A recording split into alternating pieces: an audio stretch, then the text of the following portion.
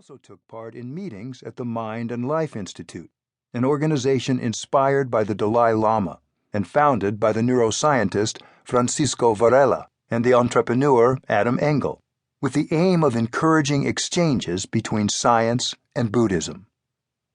In 2000, at Richard Davidson's lab in Madison, Wisconsin, I began to take part actively in research projects in psychology and neuroscience, whose object is to analyze the effects, both short and long-term, of training the mind through meditation.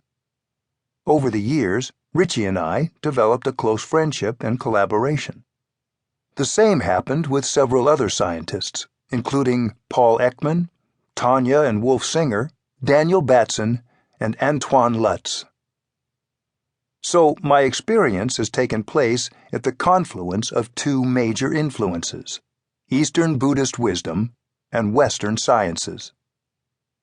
When I returned from the East, I had become used to living within a culture and among people whose priority was to become better human beings by transforming their way of being and thinking.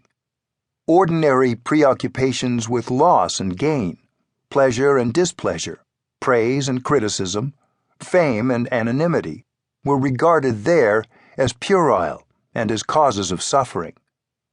Above all, altruistic love and compassion comprised the cardinal virtues of all human life and were the heart of the spiritual path.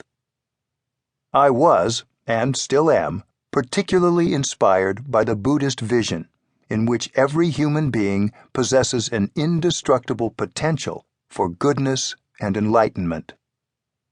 The Western world in which I found myself, a world where individualism is often appreciated as a strength and a virtue, sometimes to the point of selfishness and narcissism, was a bit puzzling, since it did not seem to foster an optimal way to live in society. When I considered the cultural and philosophical sources for the difference between other-oriented and self-oriented societies, I remembered Plautus, for whom man is a wolf to man, an assertion taken up and developed by Thomas Hobbes, who speaks of the war of every man against every man. Nietzsche, who states that altruism is the mark of the weak, and finally Freud, who asserts he has found little that is good among human beings on the whole. I thought it merely a question of a few pessimistic thinkers. I hadn't realized the extent of the impact of their ideas. Anxious to understand this phenomenon better, I noticed how taking for granted that all our deeds, words, and thoughts are motivated by selfishness has long influenced Western psychology and theories of evolution and economies, to the point of acquiring the force of a dogma, whose validity has until recently scarcely been challenged.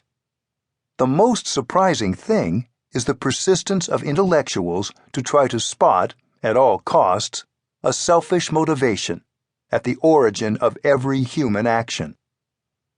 Observing Western society, I was forced to conclude that the wise were no longer the main objects of admiration, but that famous, rich, or powerful people had taken their place.